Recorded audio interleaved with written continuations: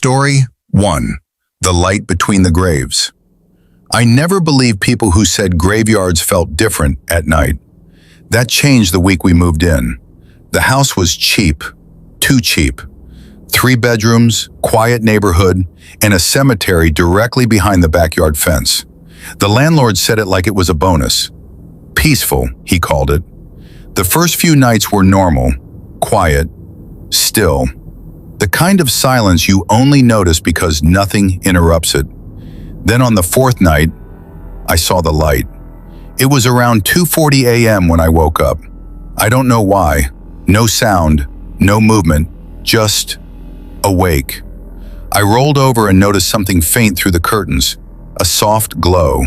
Not bright, not like a flashlight, more like something breathing light. I got up and pulled the curtain back slightly, and that's when I saw it.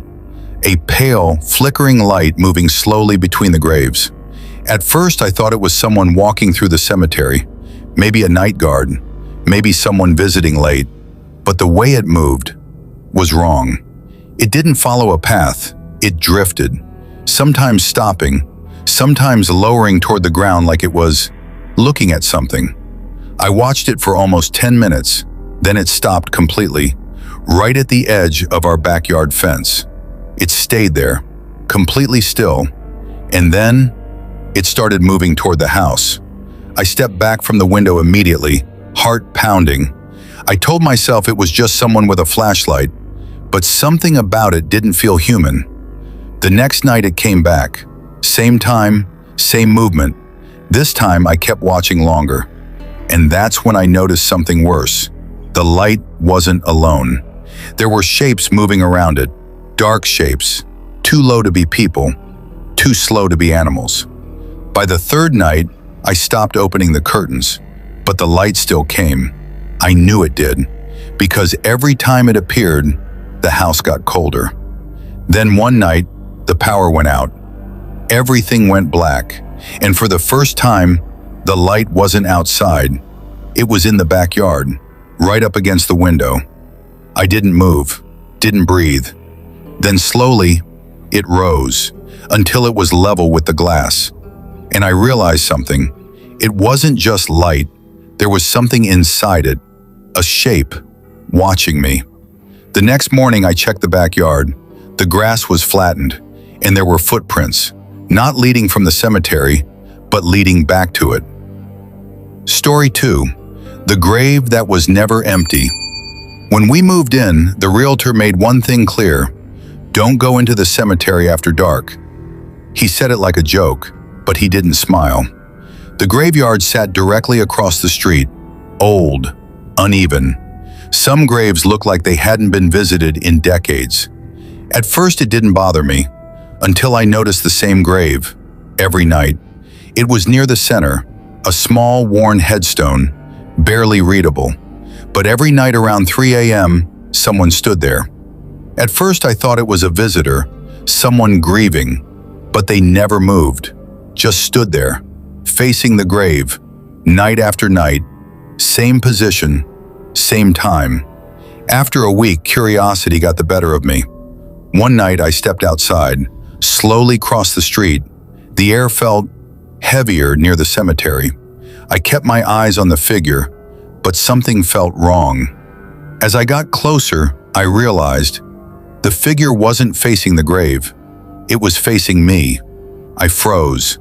Then it slowly turned its head, but its body didn't move, just the head. And that's when I saw its face. There wasn't one, just darkness. I ran back inside, locked every door. The next morning, I went back. The grave was open, fresh dirt, like something had been dug up recently, but there were no signs of tools, no footprints, nothing. That night, I didn't look outside, but at exactly 3 a.m., I heard something. From my front porch, slow footsteps, then a knock. 3 times. I didn't answer, but I knew whatever had been standing at that grave was no longer there. Story 3. The Voice Under the Ground. The first time I heard it, I thought it was my imagination. We lived right next to a cemetery, So strange sounds weren't unusual. Wind, animals, distant echoes. But this was different.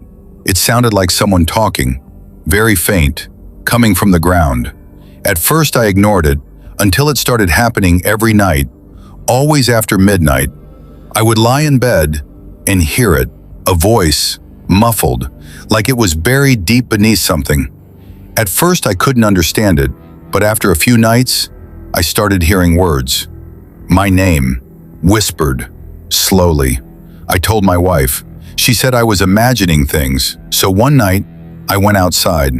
The voice got louder near the fence, then louder near a specific grave. I stood over it, listening, and I swear it was coming from directly below me. I stepped back, heart racing. Then the ground shifted slightly, just a little, like something moved underneath. The next night, the voice was clearer, and it said something I'll never forget. Let me out. I stopped going outside after that, but it didn't stop. The voice followed me, not physically, but inside the house, through the walls, through the floor. Until one night, I woke up to silence, no voice, nothing, for the first time in weeks.